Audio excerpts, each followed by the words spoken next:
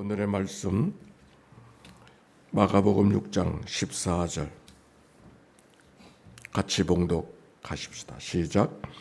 이에 예수의 이름이 드러난지라 헤롯 왕이 듣고 이르되 이는 세례 요한이 죽은 자 가운데서 살아났도다. 그러므로 이런 능력이 그 속에서 일어나느리라 하고 아멘. 이것이 생명의 말씀입니다. 한 주간 편안하셨습니까? 반가워요. 오늘 성경 본문을 가지고 여러분 어떤 말씀을 기대하고 오셨나요? 우리가 늘 전주에 다음 주 말씀이 본문이 나가죠. 오늘 여기 성경에 세례 요한의 이야기가 나오고 또 헤롯 왕의 이야기가 두 사람이 등장합니다. 여러분 누구를 닮고 싶습니까? 세례 요한은 우리가 아는 대로 예수님 앞에 태어나서 광야에서 회개하라 천국이 가까웠느니라. 낙타 털옷을 입고 메뚜기와 석청을 입고 회개를 선포했던 사람이 세례 요한입니다. 오늘 여기 성경에 등장하는 헤롯은 예수님 탄생할 때 그 헤롯 대왕이 아닙니다. 그의 아들 분봉왕 헤롯 안디바 올스입니다. 헤롯 대왕은 자기가 죽은 다음에 나라를 네 쪽으로 갈라서 아들 하나하나마다 한쪽을 다스리게 했는데 이 헤롯 왕, 여기 등장한 헤롯은 갈릴리 지역, 예수님의 고향 쪽을 다스리는 그런 왕이었었습니다. 오늘 성경 14절 이에 예수의 이름이 드러난지라 헤롯 왕이 듣고 이는 세례 요한이 죽은 자 가운데서 살아났도다 하는 장면의 말씀이 기록이 되어져 있어요. 예수의 이름이 점점 소문이 나서 많은 사람들이 알려지게 되어졌던 그 얘기가 헤롯에게도 들렸는데 그 예수의 얘기를 듣는 순간 헤롯은 두려움이 되어져서 누가 생각이 났는가? 세례 요한이 생각이 났기 때문입니다. 사실 세례 요한은 이미 죽은 사람이에요. 헤롯이 죽인 사람이에요. 그런데 그 세례 요한 때문에 왜 이 헤롯이 두려워하고 있는가? 당시 헤롯 왕은 원래 있던 아내를 버리고 동생의 아내를 취하게 되어져서 이것이 잘못됐다고 고발했던 사람이 세례 요한이었거든요. 그래서 그 세례 요한을 감옥에 가두었던 사람이 바로 헤롯 왕이었습니다. 그리고 생일잔치를 하면서 헤로디아의 딸, 새로 얻은 그 부인의 딸의 청의 핑계로 그를 죽였던 사건이 이미 있었습니다. 오늘 성경에는 그 지나간 이야기를 기록하고 있는 것입니다. 예수의 소문이 들었을 때 헤롯은 그 세례 요한이, 자기가 죽인 세례 요한이 살아난 것 아닌가, 이런 생각. 헤롯의 두려움은 헤롯의 죄에 대한 자기의 기억 때문에 만들어진 두려움인 것을 알게 되는 것이죠. 오늘 성경 속에 헤롯과 죽은 세례 요한이 대조되는 모습 보면서 헤롯은 온 세상의 권한을 남의 부인도 뺏어서 자기 부인으로 삼는 이렇게 대단한 권세를 갖고 있는 사람이 헤롯인, 세례 요한은 이미 죽은 사람인데 그 대조되는 모습이 특별합니다. 우리가 여기 헤롯이를 나오고 일찍 세상을 떠난 세례 요한이 나오는데 여러분은 누구의 삶을 살기를 원하십니까? 의롭게 살다가 일찍 순교자가 된 세례 요한인가? 아니면 세상에 주권을 쥐고 있는 헤롯 분봉왕의 인생인가? 저는 신학교를 갈 때 세례 요한의 삶을 살아봐야 되겠다, 그런 마음이 제 마음속에 있었습니다. 예수님이 33년을 사셨으니까 오래 사는 거는 꿈이 아니고 기대가 아니었어요. 34년만 살아도 좋지. 예수님 33살. 그런데 33살은 금방 지나갔어요. 그 다음에 생각은 우리 아버지가 49에 가셨으니까 아이고 49까지만 돼도 괜찮겠다. 그 이상은 생각할 필요도 없었어요. 그런데 49살도 얼마나 젊은 때인지 모르겠어요. 그러다가 49도 지나 이미 은퇴를 하고 오늘이 되었습니다.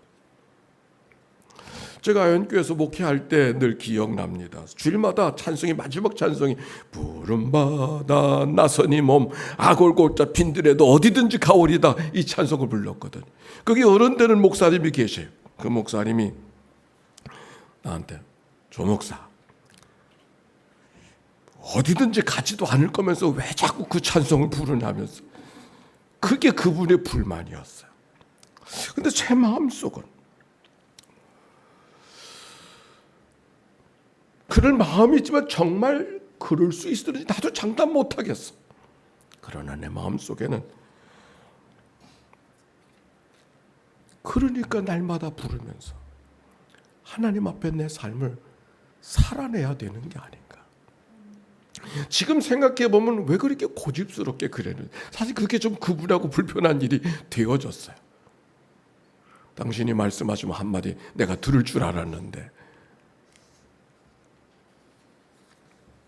오늘 성경의 말씀을 묵상하면서 세례 요한을 살아야 되겠다고 이야기했지만 세례 요한의 삶은 살고 싶다고 사는 삶이 아닌 것을 알게 되어졌어요.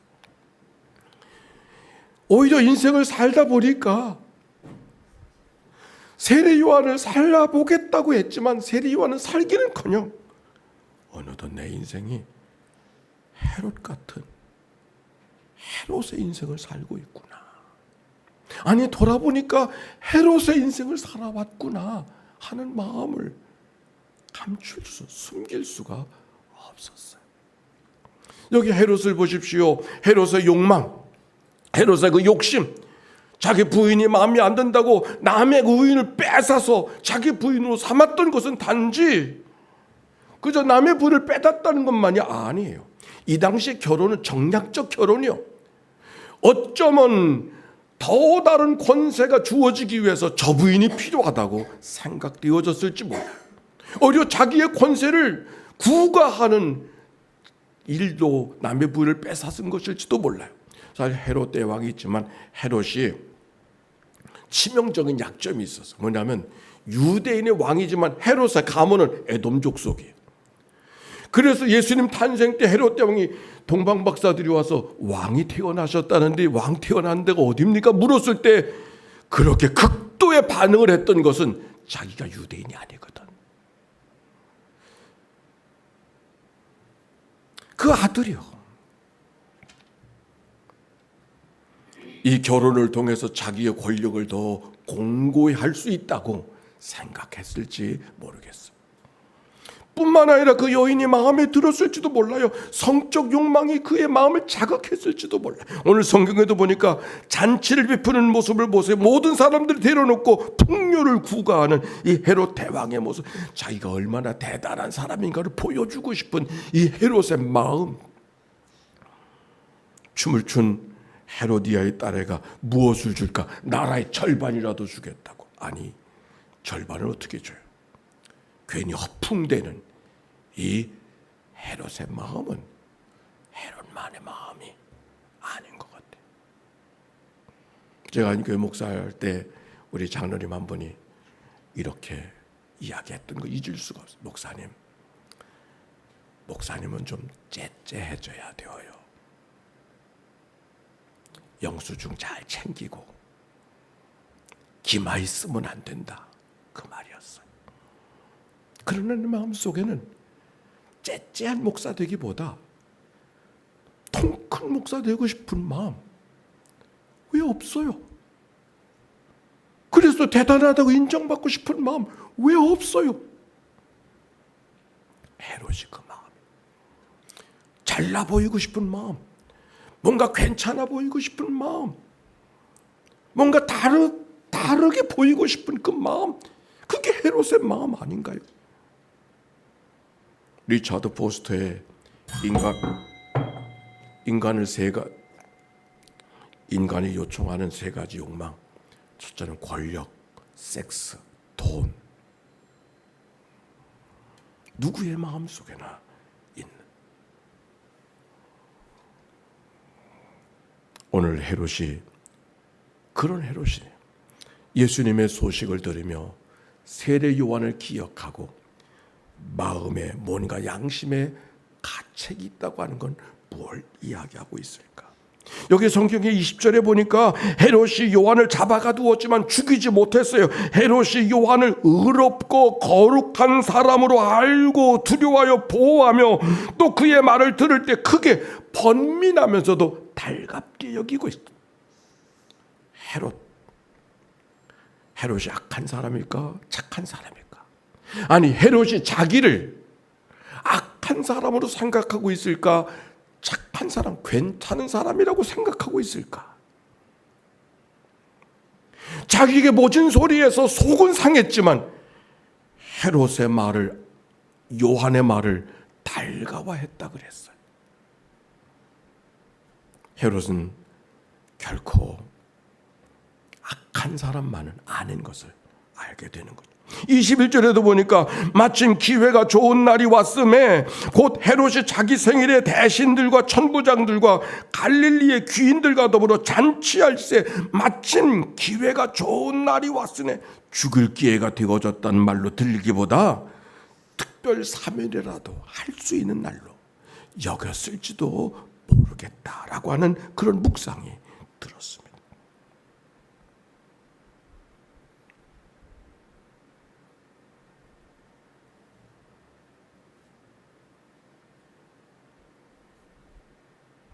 헤로디아의 찐들은 헤롯 저 요한 같은 놈은 반드시 죽여야 되고 빨리 죽이라고 이야기했지만 그를 오히려 보호하고 어떻게 좀 방면하고 싶은 마음이 있었던 헤롯의 마음.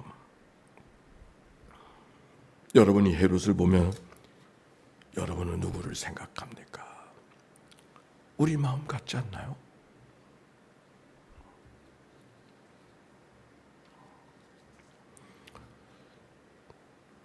오늘 성경을 통해서 믿음으로 산다고 하는 것이 뭔가?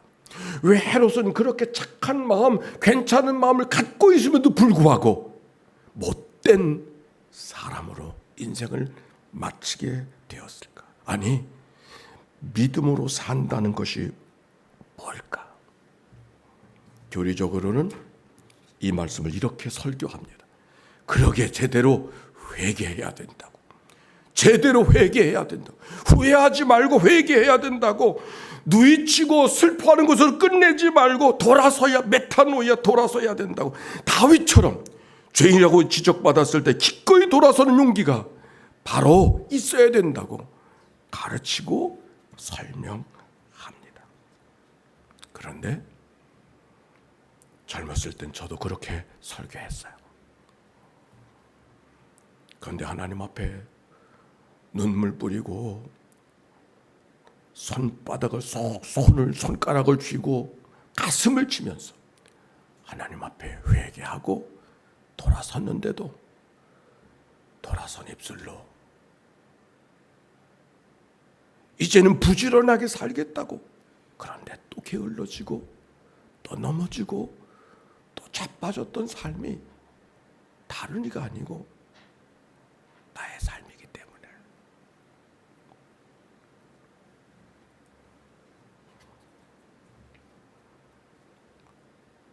어떤 교회는 회개가 반복되어지는 것이 가르치기가 어려워서 한 번 회개하면 이젠 더 회개할 것도 없는 것이라고 가르치는 구원파가,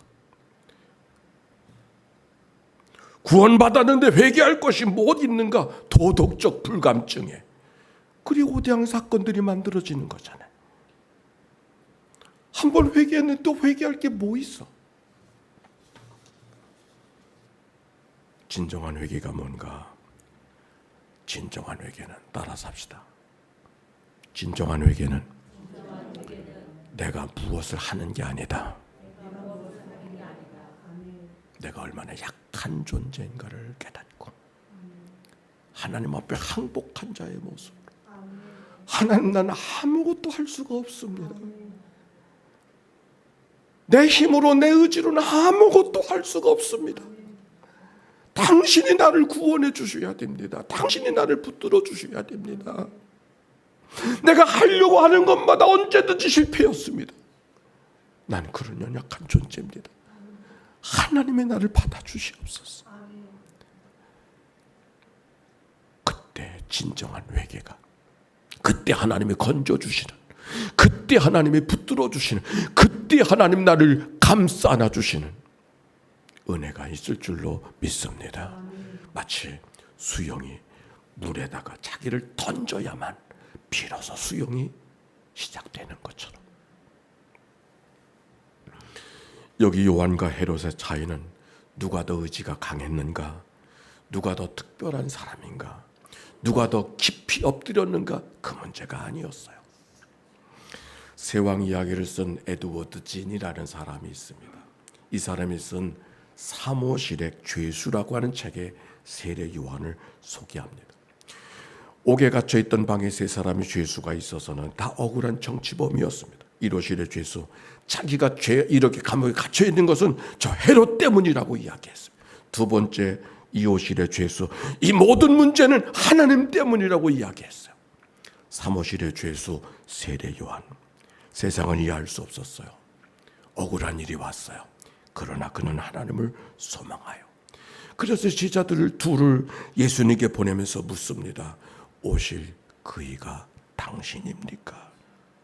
우리가 다른 일을 기다려야 됩니까? 억울한 일을 당했지만 오실 그이가 당신이냐고 그리스도를 찾는 이 세례 요한의 모습.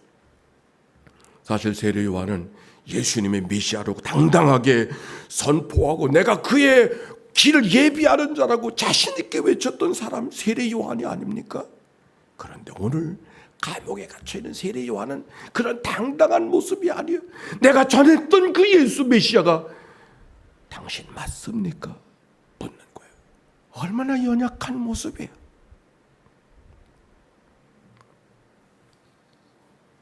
그때 예수님이 요한이 보낸 제자 나답에게 이렇게 말합니다. 가서 내 형제 요한에게 전하시오. 누구든지 나로 말미암아 실족하지 아니하는 자가 복이 있다고. 헤롯은 살고 싶어 헤롯이 된 것이 아니라 오히려 인생이 헤롯이 되어 져버린 우리들의 삶. 왕이 되고 싶고 권력을 갖고 싶고 뭔가 내 마음대로 하고 싶고 뭔가 대단한 인생처럼 살아보고 싶은, 어쩌면 우리의 불평과 불만, 세상의 모든 분노들은 다 왕 되고 싶은 마음을 다스리지 못해서 만들어진 일들이 아닌가요? 더 잘나야 되고 더 높아야 되고 더 귀해야 된다고 하는 그런 생각들, 욕망을 버리지 못한 마음, 헤롯의 마음.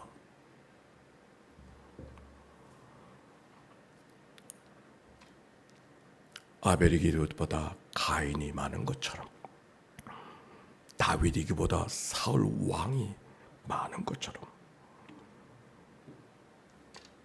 요한이기보다 어느덧 헤롯 되었음을 기억하고 하나님 앞에 기도해야 됩니다.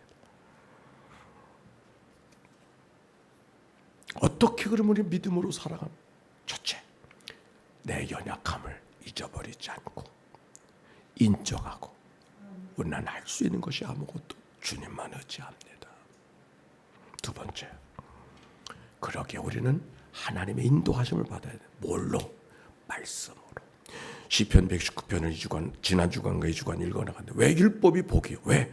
말씀을 들으면 가르침이 되고 인도하심을 얻을 수 있기에 말씀이, 율법이, 증거가 복인 줄로 믿습니다. 시편 39편 4절 말씀 다 같이 시작. 여호와여 나의 종말과 연한이 언제까지인지 알게 하사 내가, 이것이 나와 여러분의 기도가 되는 또 한 주간, 그래서 승리의 삶을 살아가시기를 주의 이름으로 축원합니다.